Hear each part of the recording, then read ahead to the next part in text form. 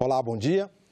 Os senadores aprovaram nesta quarta-feira a reforma da Lei de Execução Penal. A proposta é fruto do trabalho de uma comissão especial de juristas e foi apresentada em dezembro de 2012. Também foi aprovada a medida provisória 782, que prevê mudanças na estrutura administrativa do Poder Executivo. A medida provisória muda os órgãos vinculados à Presidência da República. É o caso, por exemplo, da Secretaria de Pesca, que antes era ligada ao Ministério da Agricultura. Mas o ponto considerado mais polêmico é o que garante status de ministério à Secretaria-Geral da Presidência da República, pasta que hoje é comandada pelo ministro Moreira Franco, investigado na Operação Lava Jato. Que a prerrogativa de foro não confere qualquer privilégio de ordem pessoal a quem dela seja titular. Essas palavras aqui que acabo de pronunciar estão claras na manifestação do ministro Celso de Mello. É mais uma ação do governo ou do desgoverno que afronta a inteligência nacional. O governo não propõe uma reforma administrativa. Ele propõe a criação de um instrumento para proteger um amigo do presidente. A bancada do PT tentou destacar do texto o item que garantiu o status de ministro a Moreira Franco, mas o destaque foi derrubado. Os senadores também aprovaram a reforma da Lei de Execução Penal. A lei foi criada há 33 anos e estabelece como a pena deve ser cumprida. Define ainda os direitos dos presos e como eles devem se reintegrar à sociedade. Para o relator Antônio Anastasia, a proposta vai ajudar a reduzir a superlotação dos presídios, melhorar a ressocialização dos presos, combater o poder do crime organizado nas penitenciárias e prevenir rebeliões, como as que provocaram centenas de mortes nos últimos anos. Nos termos da exposição de motivos, a Comissão de Juristas baseou seus trabalhos nos seguintes princípios: 1. Humanização da sanção penal. 2. Efetividade do cumprimento da sanção penal. 3. Ressocialização do sentenciado. 4. Desburocratização dos procedimentos. 5. Informatização. E 6. Previsibilidade de execução penal. O projeto também determina a realização de mutirões sempre que houver superlotação em presídios. Se o problema não for resolvido, a Justiça pode soltar aqueles que estão mais perto de cumprir a pena. Quero lembrar, inclusive, uma iniciativa, senador Freixo, que parece mais exótica, que é, inclusive, a realização de mutirões do Poder Judiciário para apressar a liberdade de presos que já estão com um vencimento próximo e para poder melhorar as condições de alojamento dos que chegam. Além, evidentemente, como faz o projeto, de estabelecer que os presídios não devem ter mais gente, mais pessoas do que aquilo que foi estabelecido. Os senadores apresentaram diversas sugestões de alteração do texto, mas todas foram rejeitadas pelo relator. Agora, a matéria será analisada pelos deputados. A medida provisória 783, conhecida como MP do Refis, foi lida em plenário nesta quarta-feira. A MP, que permite o parcelamento com descontos de dívidas com a União, tanto de pessoas físicas quanto de pessoas jurídicas, precisa ser votada até o dia 11 de outubro para não perder a validade. A Comissão de Desenvolvimento Regional discutiu a revitalização da bacia hidrográfica do Rio Parnaíba, em audiência pública conjunta com a Comissão de Meio Ambiente. Os participantes reivindicaram tratamento semelhante ao que está sendo dado pelo governo federal para a revitalização do Rio São Francisco. Localizado na região nordeste do Brasil, o Rio Parnaíba tem 1.400 quilômetros de extensão. Sua bacia abrange os estados do Piauí e do Maranhão, além do Ceará e de Pernambuco. 4 milhões de pessoas habitam a região, distribuídos na zona rural e em 240 cidades, incluindo a capital do Piauí, Teresina. A bacia do Parnaíba é a segunda mais importante do Nordeste brasileiro e representa a mais densa rede hidrográfica da região. Dos 24 municípios do Piauí, que são banhados diretamente pelo rio Parnaíba, Apenas 5 municípios hoje têm esgotamento sanitário concluído. Eu reputo, como engenheiro agrônomo, o maior impacto ambiental é o desmatamento. O representante da Rede Ambiental do Piauí, que reúne ONGs atuantes no estado, fez uma reivindicação. Só queremos, deputado, a mesma estrutura montada que está preocupada em dar o apoio no gerencial, senadora, para a bacia do Rio São Francisco. O que depender da Codevasf, conte com o meu apoio. Que nós vamos sentarmos e vamos estudarmos a maneira mais eficiente de se atender isto que é tão necessário para o desenvolvimento da nossa bacia. Nos colocamos à disposição para contribuir para a construção conjunta de um programa de revitalização da bacia hidrográfica do Rio Parnaíba.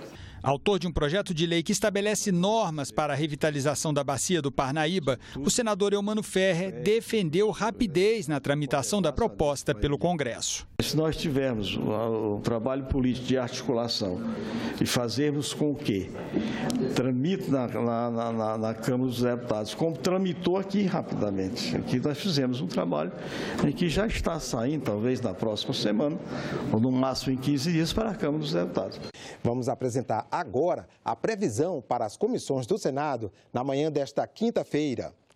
A Comissão de Relações Exteriores tem agora às 9 horas, que é a União, onde vai examinar textos de acordos internacionais firmados pelo Brasil. Um deles é o que prevê reconhecimento recíproco em matéria de conversão de carteiras de motorista entre o Brasil e a Itália. O acordo foi assinado em Roma em 2 de novembro do ano passado. A CPI, que investiga maus tratos contra crianças e adolescentes, tem reunião onde toma depoimentos de pessoas envolvidas em casos de abusos físico e sexual. O Congresso Nacional promulgou nesta quarta-feira a Emenda Constitucional 97, que altera as regras eleitorais. Uma das mudanças, aprovadas pelos senadores nesta terça-feira, institui a chamada cláusula de barreira, que já vale a partir das eleições do ano que vem. Para ter direito ao dinheiro do fundo partidário e a tempo de propaganda, os partidos vão ter que garantir um desempenho melhor nas urnas. São duas alternativas. Ou o partido obtém um percentual de votação, ou elege um número mínimo de deputados federais. A proposta promulgada pelo Congresso prevê uma transição que vai da eleição de 2018 até o ano de 2030. Para o ano que vem, a primeira opção dos partidos é conseguir pelo menos 1,5% dos votos válidos em 9 estados. Já a segunda opção é eleger pelo menos 9 deputados federais de 9 estados. Só que esses números vão aumentando ao longo do tempo. A partir de 2031, serão pelo menos 3% dos votos válidos em 9 estados ou uma bancada mínima de 15 deputados federais, também de 9 estados. Para evitar que os partidos políticos sem apoio expressivo da sociedade mantenham-se ativos, especialmente em razão ao acesso generoso aos recursos do fundo partidário e ao tempo de propaganda de rádio e televisão. Também ficam proibidas as coligações partidárias para eleições de deputados e vereadores a partir de 2020. Você fazia uma coligação pensando diferente, um ateu com um evangélico. Por exemplo, um partido que defende o ateísmo, outro que é evangélico, fazia uma coligação, para 4 anos ia para a praça pública defendendo a mesma posição dos partidos unificados. E mesmo antes a partir da diplomação, mesmo antes da posse, essa coligação, pela lei, automaticamente ela era extinta. Então, nós acabamos com essa excrescência, então é um avanço. A Câmara aprovou já na madrugada de hoje projeto que regulamenta a distribuição de recursos do Fundo Especial para financiar campanhas eleitorais. Estimado em R$ 1 bilhão e 700 milhões de reais, o fundo será composto por 30% das emendas de bancadas estaduais e pela compensação fiscal paga às emissoras de rádio e TV por propaganda partidária, que será extinta.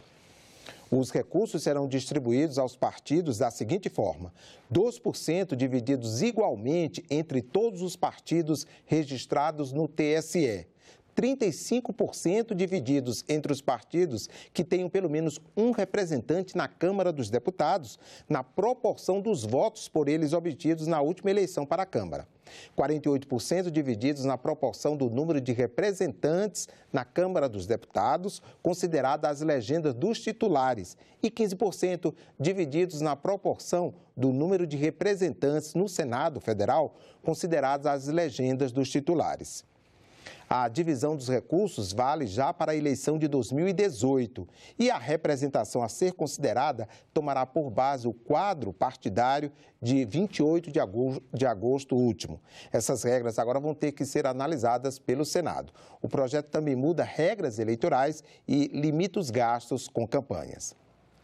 O presidente do Senado, Eunício Oliveira, anunciou os vencedores do concurso de redação do projeto Jovem Senador, edição 2017.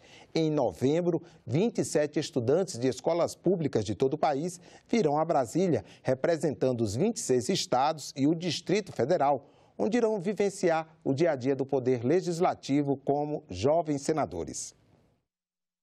A presidência tem a satisfação de informar a este plenário o resultado final do projeto Jovem Senador 2017, que contou esse ano com um número recorde de mais de 150 mil redações de jovens de escolas públicas de todo o Brasil. O primeiro lugar ficou com a aluna Bruna Nery Cardoso Brandão, do Colégio Militar Dom Pedro II de Brasília DF. Em segundo lugar, ficou o aluno Silmarque de Araújo Alencar, da cidade Dom Pedro, estado do Maranhão, Centro de Ensino Ana Isabel Tavares. O terceiro lugar da etapa nacional ficou com a aluna Raíssa de Souza Reis, da Escola Estadual Ernesto Penaforte, de Manaus, Amazonas. Gostaria de destacar ainda a participação do Estado do Ceará, que em 2017 classificou o jovem senador Antônio Weberton Lopes da Silva, da querida cidade de Horizonte. A lista completa com os nomes dos 27 jovens senadores que deste ano está disponível na página do Senado da internet.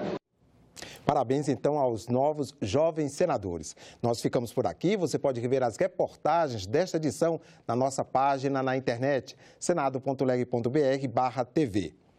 Obrigado pela companhia e continue sintonizado aqui na TV Senado.